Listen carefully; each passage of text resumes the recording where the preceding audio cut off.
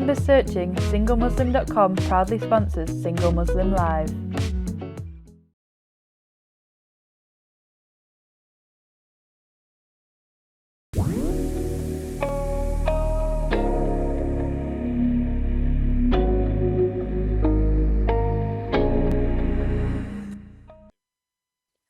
Assalamu alaikum and welcome to Single Muslim Live here on British Muslim TV, sponsored by SingleMuslim.com. I'm Fahima Mohammed, your relationship coach and host for tonight.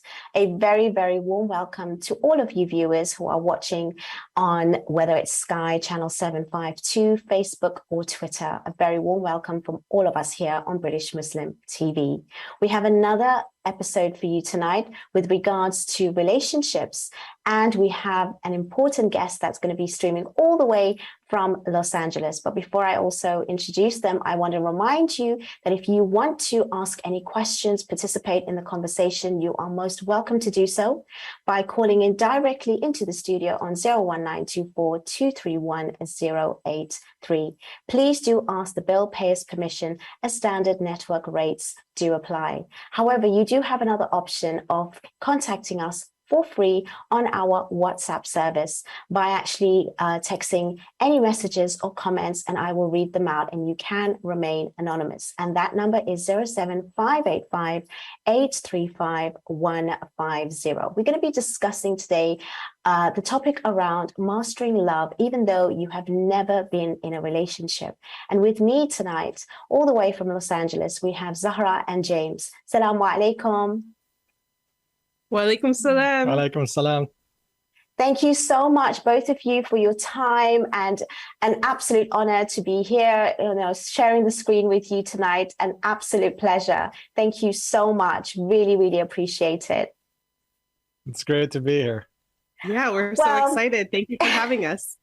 No, thank you. It's actually a really, really important topic, and I don't think I've ever discussed this before on the show, so I'm really, really excited to know what you have to say. But before we go into the topic, could each one of you describe a little bit about yourself and what you do? And we'll start with the lovely lady, Zahra, first. Thank you. Yes, so my name is Zahra Aljabri, and I'm a spiritual relationship coach. And what I do is I support people to understand what are the resistance and barriers that they may unconsciously have to receiving love. And I'm doing this from not only a mental kind of psychological perspective, but also from the spiritual perspective. Lovely. How about yourself, James? Tell me a little bit about yourself and what you do.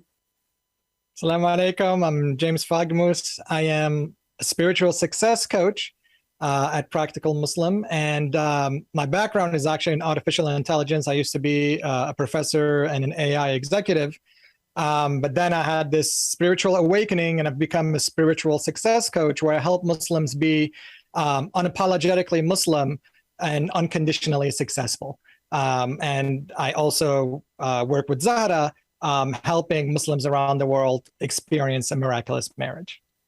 Amazing. That's absolutely beautiful. And I think it's so powerful to have couples on the show to share, how they help others, but also trying to live it themselves.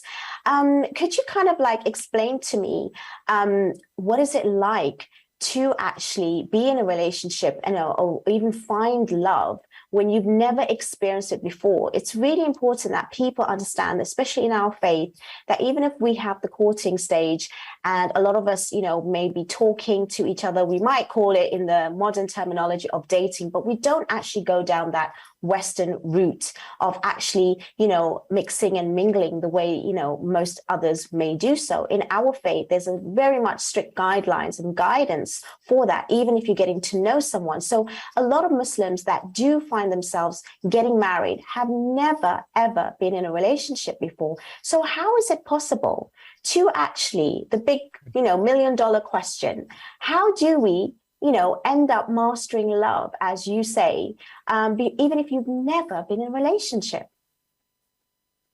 That's a great question.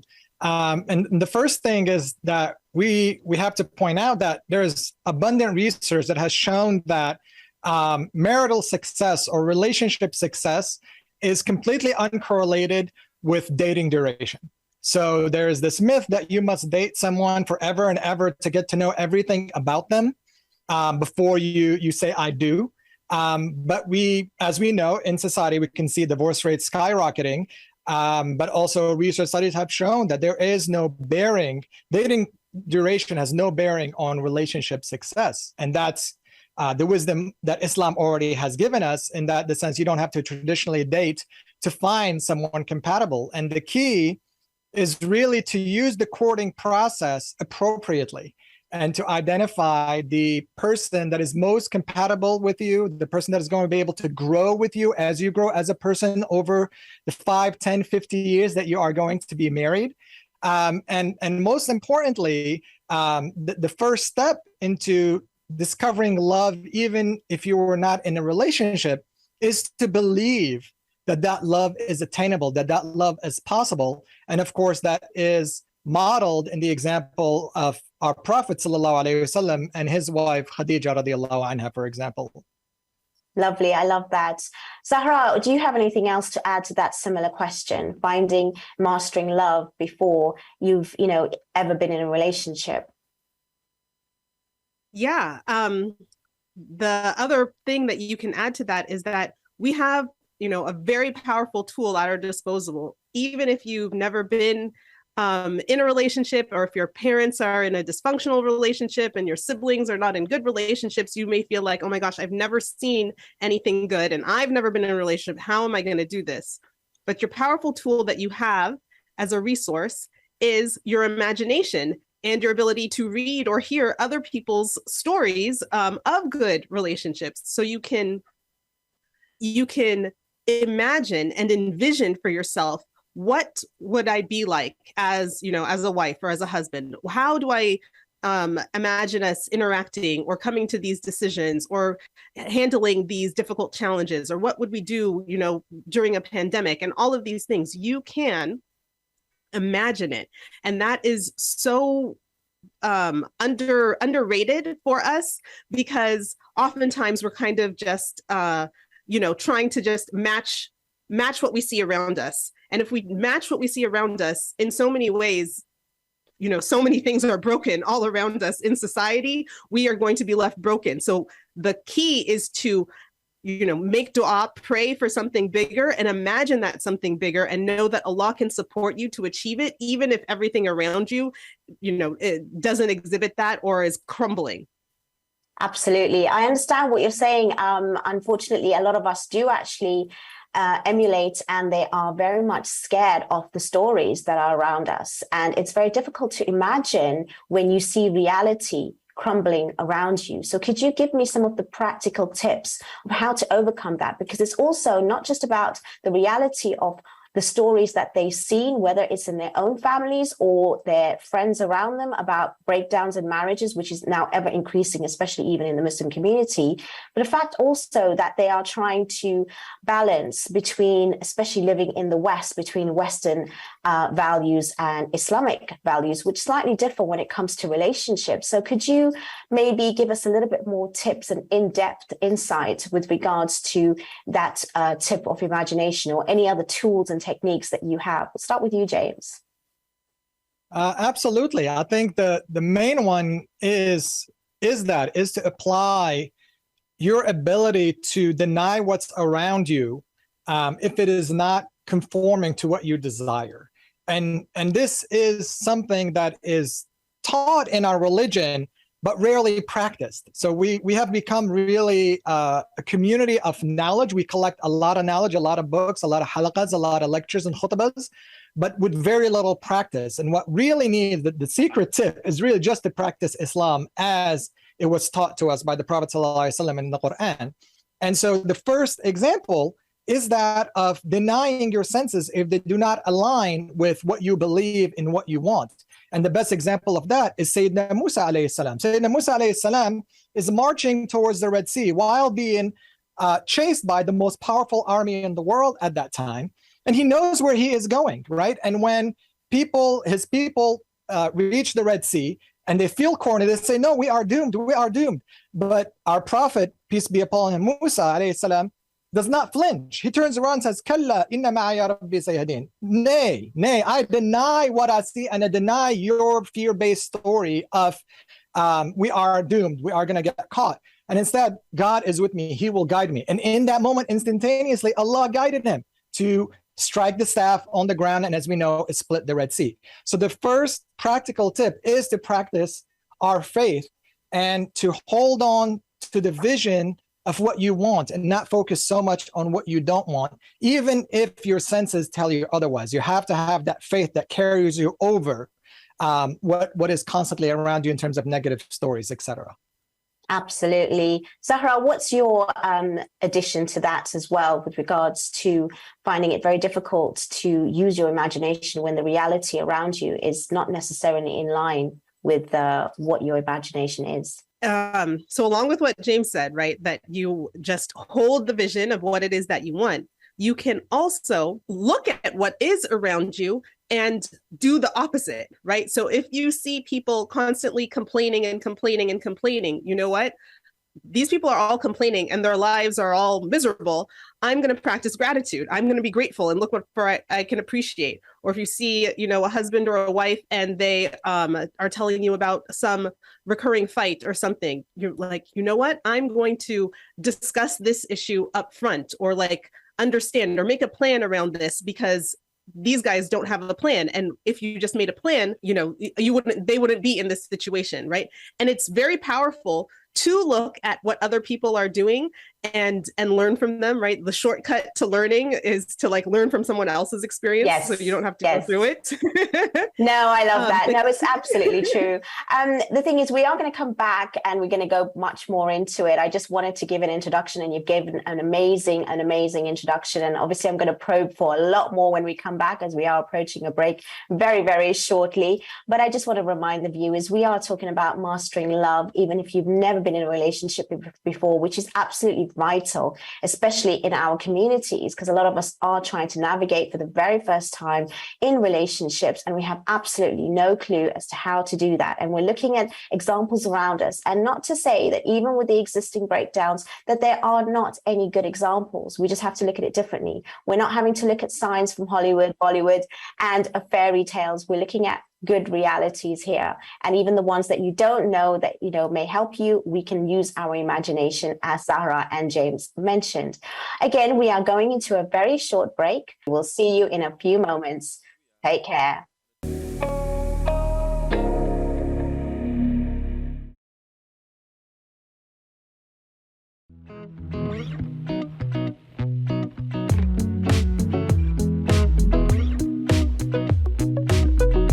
With 3 million members searching, SingleMuslim.com proudly sponsors Single Muslim Live.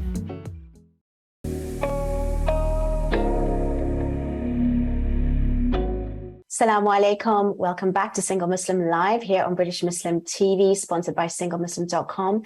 We're here with the lovely couple, Zahra and James, all the way streaming from Los Angeles, to join us tonight to speak on this very important topic about mastering love, even if you've never been in a relationship before. It's a really exciting yet quite scary, I think, journey, especially for a lot of Muslims who have never entered into a relationship before. So we're here to advise you and give you some insights, especially from our wonderful guests who are very experienced in dealing with this particular topic. Now, Zahra, when it comes to especially, finding love for the first time, do you feel dealing with some of the clients that you have, of course, everything remains, private and confidential, but we're just going to address the case studies that you may have come across.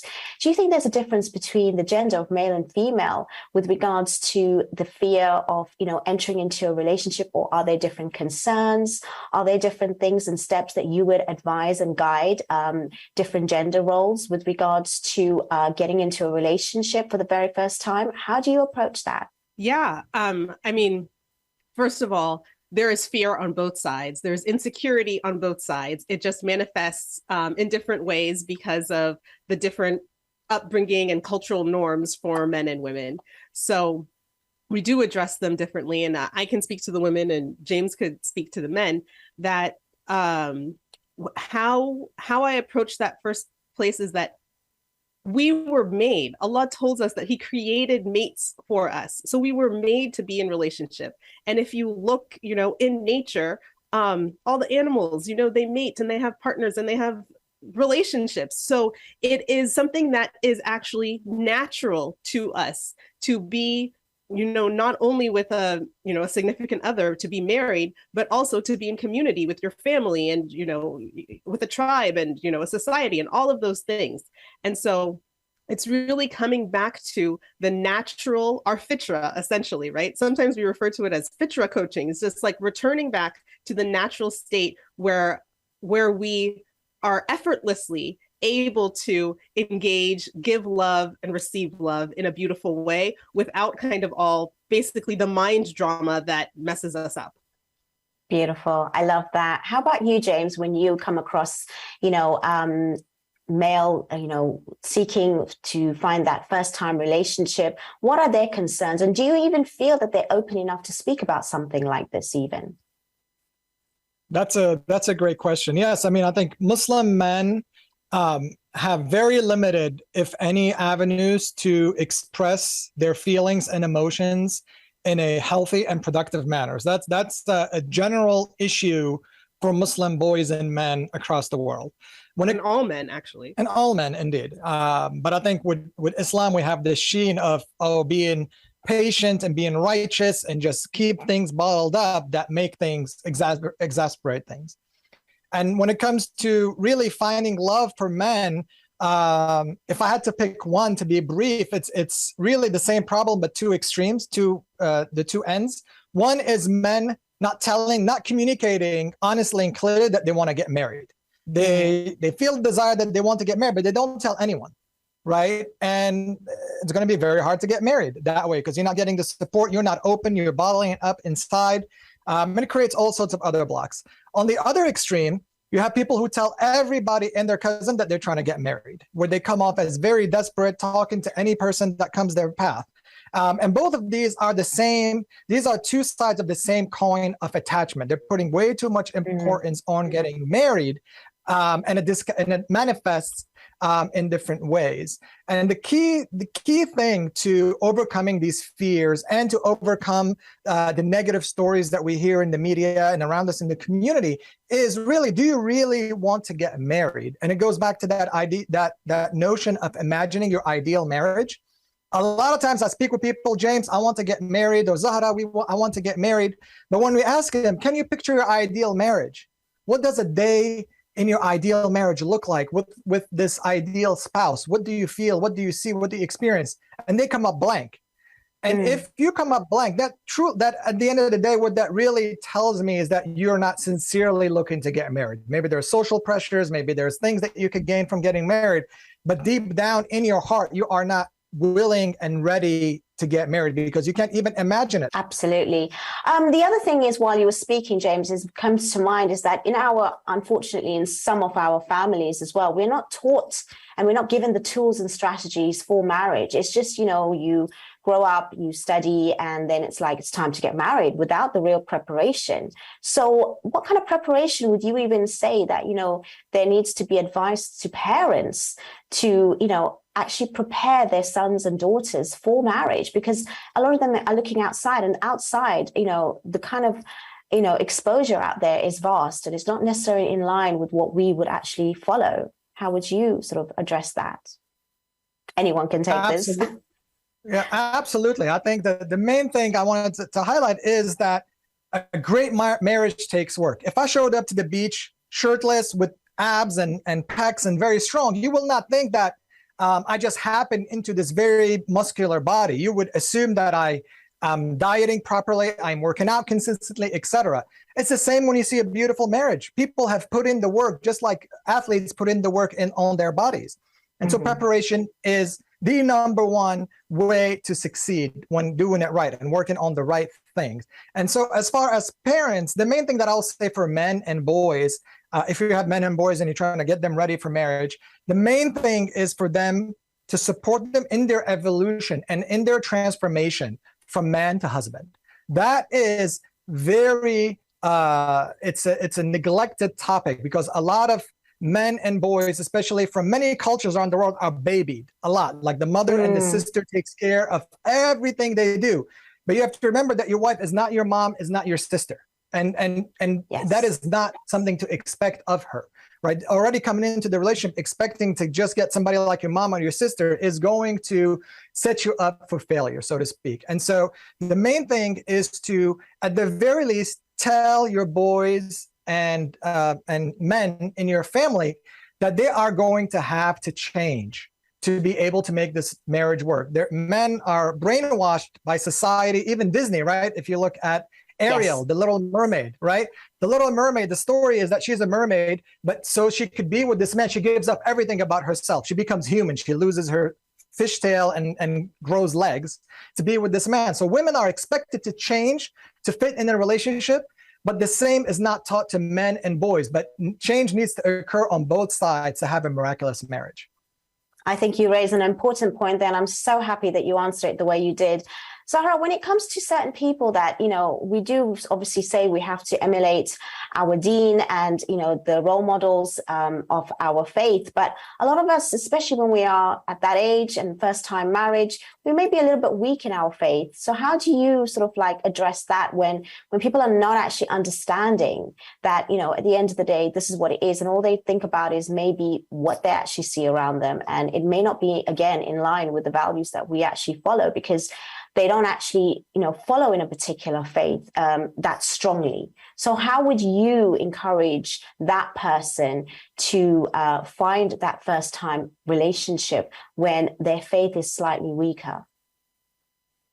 That's a really, really powerful question. And it's powerful because it speaks to kind of an underlying kind of notion.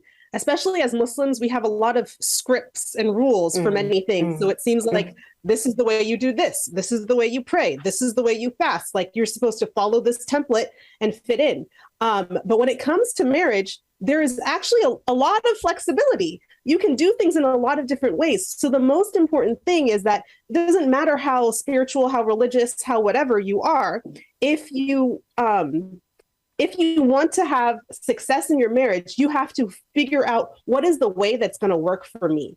What is the way, what is the balance of, household duties, or the amount that we speak up, or the amount that we go out or socialize or not socialize that works for me and for us as a couple, that we get to decide that. It's not that our parents say, no, we have to go to family events every Friday, Saturday, Sunday, and this is what our family does. And and if you two as a couple are like, you know what, that's not what we want to do. We want to do something else, or we want to, be nomadic and travel, and you get to decide that for yourself. And that in and of itself is going to make marriage so much more exciting. I hear from women all the time who are like, I don't even know if it's worth it. Like, I'm just going to have to go, live with him, possibly live with his in-laws, do whatever he says, maybe give up my career, then just take care of the kids. And like, I have a great job. I want to have a family, but I want to have a nanny and I want to travel and whatever. And they feel like they can't get the type of marriage or life that they want. So they're like, well, if it's going to be this template, that template doesn't really work for me. So either I'm going to do it and be miserable, or I'm going to try and resist it and just cause a lot of fights with everyone around it because I'm just like being disagreeable. Or the real alternative is like, find someone and communicate the truth of what you want. And you will find someone who wants the same thing. There is a mate for you. Allah has said that there is a mate for you. So you'll find someone that wants to, that you will be able to make that compromise with, of how it is that you want to live. And that's going to make all the difference, because thinking that there's a cookie cutter template can be very demoralizing. Oh yeah, absolutely. No, that's absolutely beautiful. Anything to add to that, James? The main thing is that if you are taking cues from somebody else for your own happiness, that is already a mistake. And if you look at the Prophet ﷺ, he was married to a widow who was affluent, and he was in a monogamous marriage when the norm was polygamy in pre-Islamic Arabia, right? So they crafted the relationship that they desire. The analogy that we like to use is husband and wife are like the co-founders of a company. And there is no template to make a profitable, successful company. Each company is different. And so you get to decide and to design how you manage this company, which is your marriage. I know it's not romantic to equate, business with love, but that's the closest analogy that we use that people understand. I love that. No, I love that analogy. I think it's a very, very good and a smart way to explain to people so that they can have an overview, especially if they don't have that concept, as we are discussing, mastering love, if you've never been in a relationship. So I think these kind of examples is so vital and crucial. And again, we are coming into another short break, but so far, honestly, Zahra and James have given us so much to take notes. Make sure that you rewind if you've just joined us. Take notes, because this is really, really information that you will be able to use if you're first time looking for a relationship. And Zahra and James are with us for tonight, especially. So take advantage of this episode, and we will be back in a few moments. Take care. See you shortly. Salam.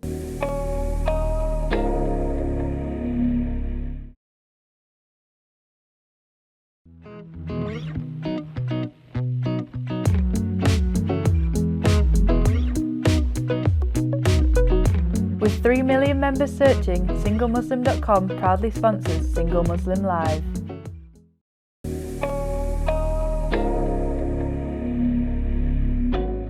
Assalamu alaikum. Welcome back to Single Muslim Live here on British Muslim TV, sponsored by SingleMuslim.com. We're here with the lovely Zahra and James, a beautiful couple, all streaming all the way from Los Angeles. And we're talking about mastering love, even if you've never been in a relationship before, which a lot of people are struggling with. And tonight, we're definitely addressing that. We've already gone through so much so far. And again, now, when it comes to Zahra and James, when it comes to having a particular way of thinking, because I think, you've touched on it, but we want to go into more deeper understanding of an individual, of how they need to be in their mindset in order for them to be able to set themselves up for that first time relationship. What are the kind of strategies and tools that you use in your line of work that, maybe we can share a bit of a snippet of that, so that someone that's going away today, if they're struggling, they can, listen to one or two of your tips and think, what, I can actually do this. What would be your advice? We'll start with you, James. Well, we go over a lot of the strategies in our book before I do. But to summarize, I think the main, if I were to get started today, the main advice, the main strategy is to know that it is not about the tricks and tactics. A lot of people say, oh, I want to get married. I need to get on 100 apps. I need to get matchmakers. I need to tell everybody at the masjid that I'm getting married. And at the end of the day, what really matters is your beliefs, is your faith. That's what makes the difference. If you work on your inside, everything on the outside will reflect that. That's why Allah subhanahu wa ta'ala promises that he will change a condition of people once they change what's within themselves. And so the main advice, the main thing to do is to know that everything is possible with Allah. And that what we need to focus on is not how many apps we're on or whatever, is that how do we feel about ourselves? How do we feel about Allah? That's the most, and practice it. That's the most valuable skill that a Muslim can have in the 21st century. And really, the effort is not to go on many dates or go on speed dating or Islamic conferences. The effort is to counter the negative thoughts, the most common of which is, it is not written for me. Allah did not write for me. So I tried, I did everything, I did not get married. It must not be written for me. The problem with that is that we don't get to decide what's written. We don't get to decide. It will only not be written for you when you die. Up until then, it is written for you, right? You look at Lut alayhi salam lived to 950 years, right? And he did not give up. He did not say, it is not written for me to inspire my people. He kept going all the way until Allah, Nuh, sorry, did I say Lut? Sorry, I meant Nuh alayhi salam. He did not give up until Allah said, it is not written. Nobody's going to believe apart from who has believed already. Until Allah makes that decree, time is not up. What we have. Well, we're going to come back to James in a minute. I think it's really important that we do highlight as well that when it comes to relationships, we are looking around and we're trying to, overcome the actual pressures that we have on ourselves when it comes to families and society and community that, want to constantly pressure us to get married, especially women for a certain age and men as well. It's like, you're at finished university, you're working now, you need to get married. So unfortunately, that's how it works, where we are feeling pressured. And I know that we've highlighted tonight that, we need to look within ourselves and we need to create that awareness. But honestly, it is so true that, as James mentioned, there is nothing that's going to change outside unless you change it within yourself first. That is written in the Quran, and it's really something that we do need to work on ourselves. Now, when it comes to actually finding a relationship for the first time, I know it's so tempting to always think that, are we comparing ourselves to other people? I hear so many stories that people are thinking, oh, my friends are married, everything's happening, we've just come out of summer and that's wedding season, and all we're doing is attending weddings, but when is it going to be our turn? And again, it's having that tawakkul, it's having that trust and belief that everybody has their time. And, at the end of the day, Allah subhanahu wa ta'ala has a time for you. Even as women, we have changed roles a lot, the dynamics in the household, where we are not just studying and educating ourselves, we are entering the workforce and we are working for a lot more years to come, but that does not still deter us from finding relationships. A lot of us think that we have to actually, study and work, get that career, be on our footing, and then find a relationship. It can work hand in hand. And as long as you find somebody who is going to support you to continue in that journey, you don't have to give up. You don't have to give up your studies or your education if you find the right partner. Because I know there's a fear as well of relying on the other person fully. And in case anything was to happen, then, you are stuck. So I get it from both sides. And we need to understand that when you find your match, the one that's going to support you and allow you to be free in your relationship to the extent where you're going to consider the other person, not free as in just be as you are independent,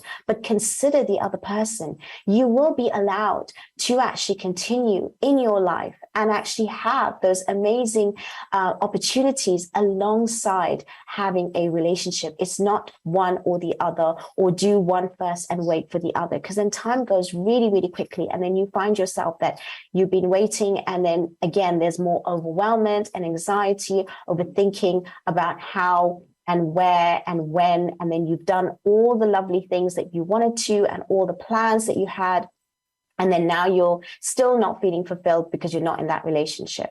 So it can go and it can work hand in hand. I think it's really important that we understand that.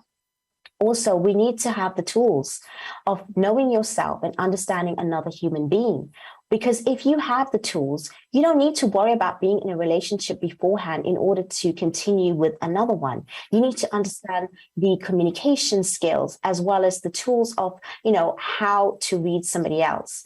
So James, as you were saying before, it's really important that we actually address by looking at the role models in our religion. However, a lot of the times, we don't find ourselves able to do that, as we don't find ourselves at that level. So do you think that we need some other sort of strategies in order to get us to a place to make us feel confident that it's going to happen? Because in society, we are very much pressured that we need to get married at a certain age. We are off the shelf, after a certain age, especially for women. And women are now, studying and working for longer. The dynamics have changed. We've got also this new era and age of feminism and empowerment, which, empowerment, fair enough. Right? We can be strong women, but at the same time, it does not take away the fact that we can work as teams. So how do you approach this with all the modern day distinctions that are around us to even maybe make it harder for us to get into relationships, because there's a different expectation nowadays of even, women saying, well, this man doesn't even match me financially anymore. And, at the end of the day, because it's so difficult in this day and age to find someone that, you feel is in line with you. How do you address that then? Anyone can take this. I think the main thing there, number one, it's really important to be crystal clear on what you expect and want from a marriage.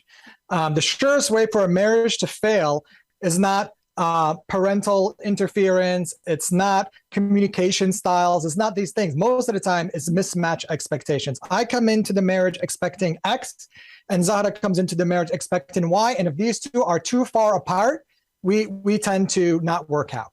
And that's why we focus on the courtship process, to be crystal clear and communicating what you expect well in advance during the courtship process as soon as you meet someone.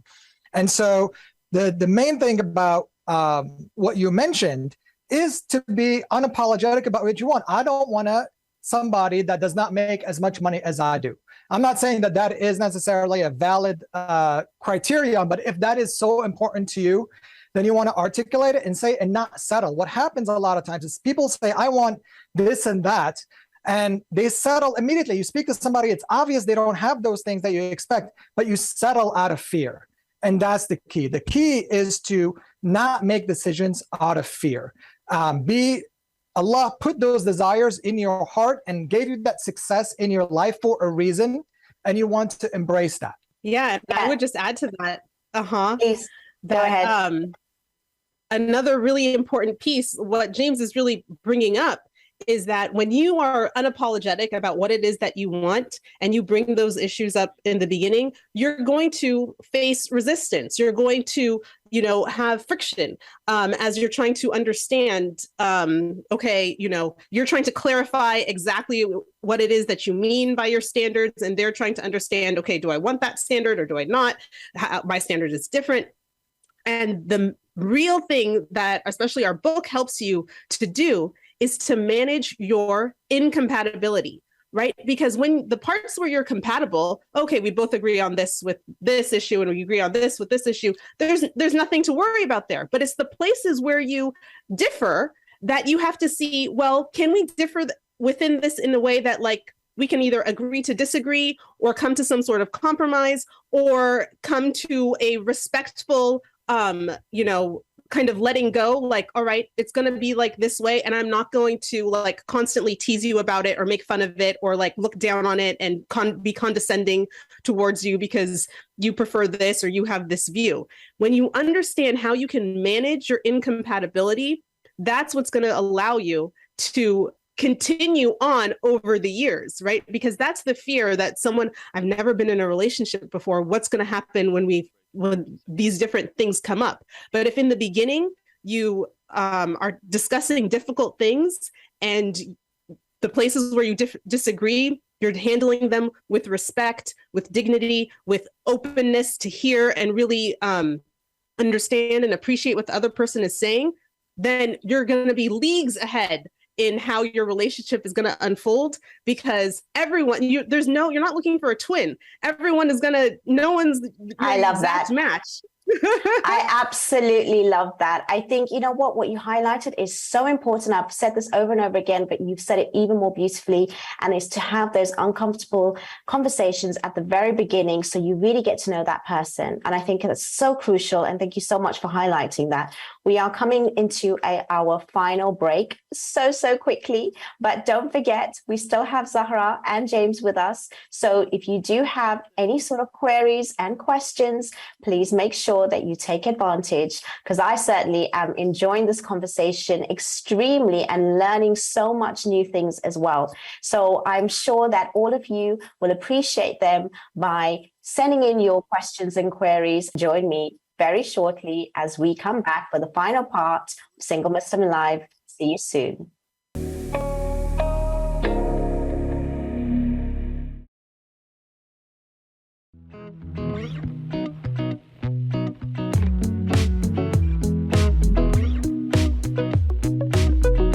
With With 3 million members searching, SingleMuslim.com proudly sponsors Single Muslim Live.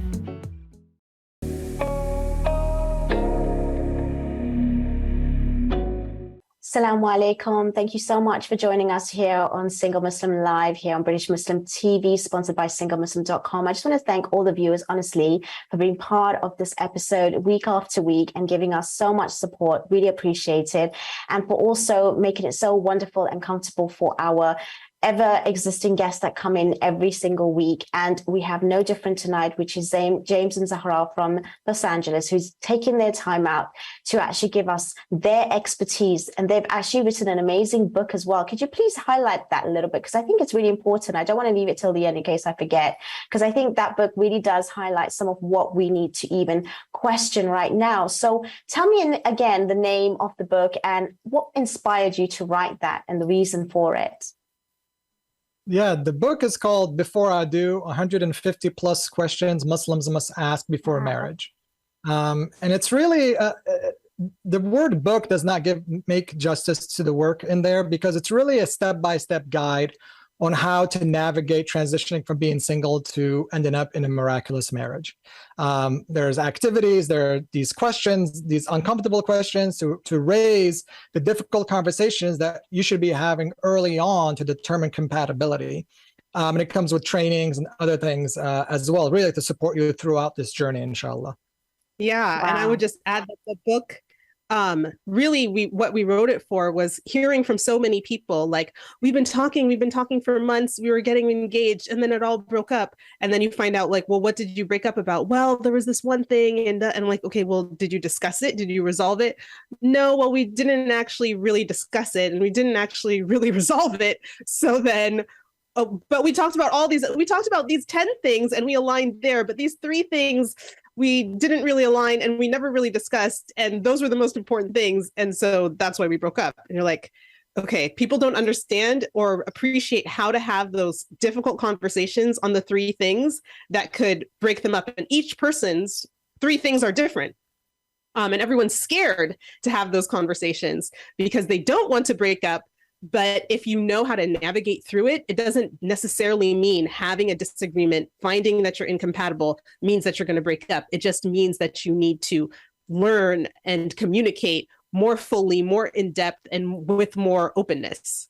And that's what the book shows you how to do. Oh, I love that. I mean, again, I actually love what you're saying, because again, I come across so many individuals myself in this journey of coaching where they are so scared to address those uncomfortable conversations because it may just break that marriage, that potential marriage, because they find it so difficult to find that partner in the first place. And when they do, they just want to show their best selves. Now, how important it is to have that balance of bringing your best self and at the same time trying to navigate having some sort of power, boundaries, leadership, whatever it is that you need, so that you can come across where it's affirmed, but at the same time it's going to be a long-term marriage that is going to be successful because you have addressed certain things. Like, what would be the tips of you giving someone that confidence to speak up about these uncomfortable questions and knowing that it's not going to necessarily break that potential partnership? Yes. Okay. So what I would say, first of all, is like to let go of the concept of best self, because that implies that there's a different version of you that you need to present. And instead to know that you're just awesome and amazing.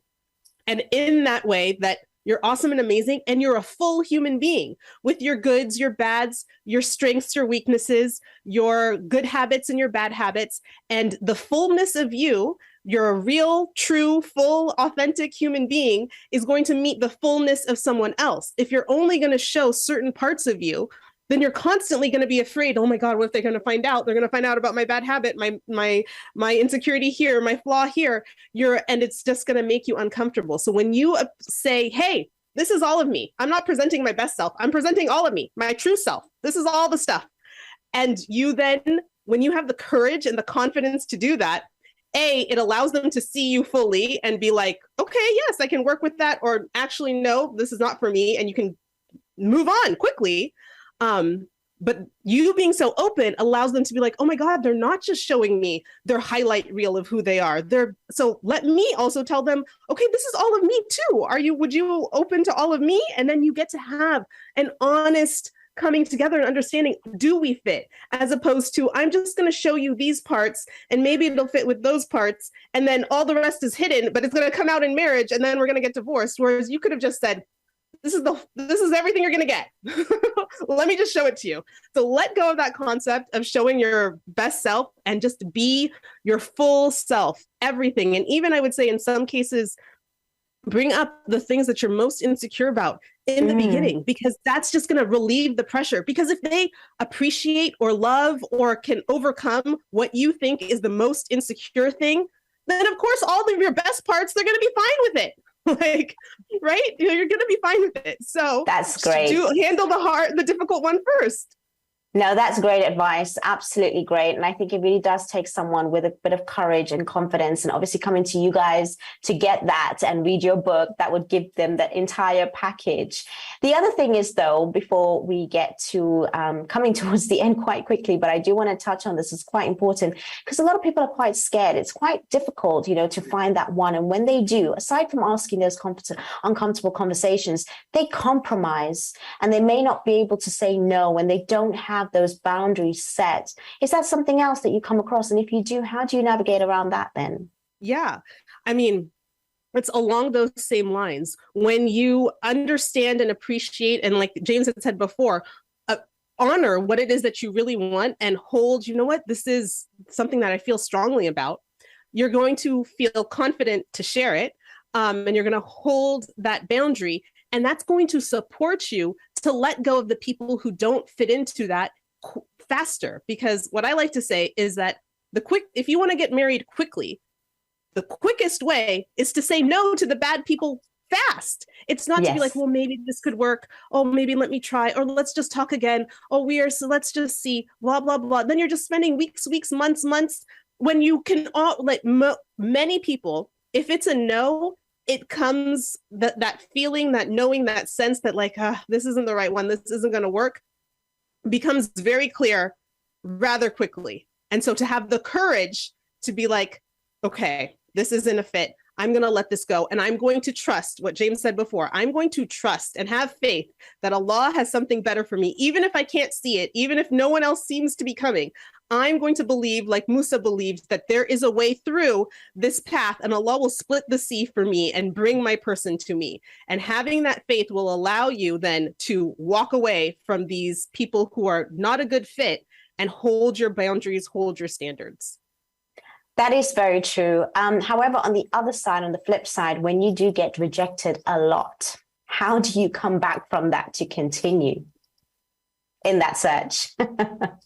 Yes. Okay. So if you are getting rejected a lot, that's something that you want to reflect on. If you are rejecting everyone you meet, that's also something you want to reflect on. If you're having the sense of like a mutual feeling of like, I'm not really feeling this, are you really feeling this? And it's falling apart. Like that's a really good and clear indication, like we're bad fits. But if you're just like, no, or if everyone who comes to you is like, no, you need to then dig deeper. And that's our first section of the book, is the inner work, deep questions, 10 personal questions that you ask yourself that's going to help you overcome whatever might be an internal kind of setting that is either making you preemptively say no to people or is positioning you in a way that you might be coming off as too abrasive or too cold, or, I'm not warming up or not being authentic, but only presenting my good self. And we know this in friendships. If you have that, you've been at work or in a coworker and they're always telling you how great and how perfect you are. Do you like that person? Nobody likes that person. You know that they're not being true. So if you're always doing that in a relationship with every date, well, this is my great things and my family is so great and I have this and my career is so great, and everyone says no to you, it's because they can tell, like, are you a real human being or are you just a caricature of this, greatness? Because that's going to repel people.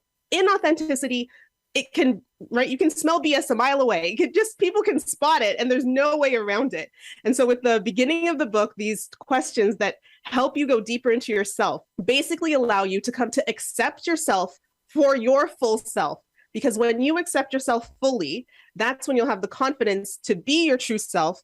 And then that's when it makes it easier for you to come together. And these rejections and you rejecting others will be coming from a more genuine place and not from a place of like, well, I wasn't being authentic and that's why I keep getting rejected. Or Beautiful. I'm just like so scared that like, no, you must be lying or something's wrong with you, or I don't like your family, and you're just rejecting others before they can reject you. Well, you know what? I am absolutely loving everything that you've said. I just want to say we have come to the end of the show. And thank you so much, both of you, James and Zahra, for being with us tonight. You've given us so much insights. Just, in maybe the last 30 seconds, if you can give us some final words and where to reach you, I would really appreciate that, please. Yes, I'm James Faghmous. You could find me mostly on LinkedIn if you just look up my name.